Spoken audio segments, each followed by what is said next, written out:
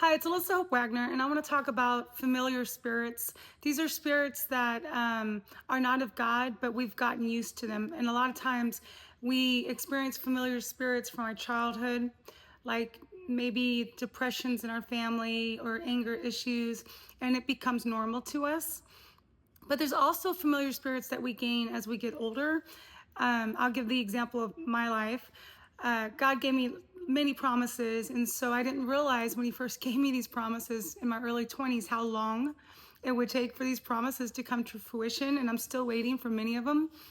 And so I got into this habit of every morning looking at everything I had done wrong the day before.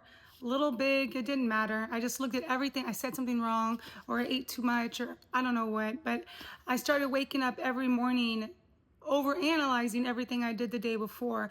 And that's the reason why his promises weren't coming to fruition. I was preventing it.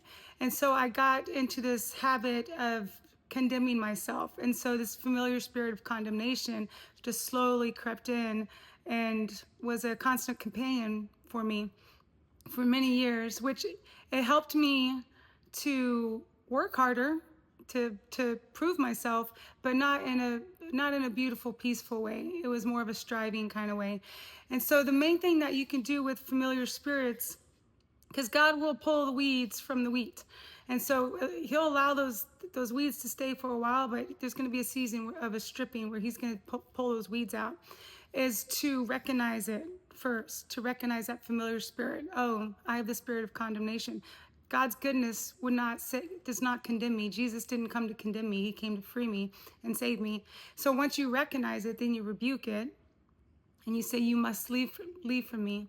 And then you had to replace it. And sometimes this might take a while, because if you had this cycle of condemning yourself for so long, it's going to take a mind shift, a thinking shift to replace that. But it can happen. You read God's word, you spend time speaking with him, allowing him to fill you with his goodness, and you can replace that familiar spirit that's not of God. So I hope this encouraged you. You can find more encouragement in my books on Amazon. Be blessed.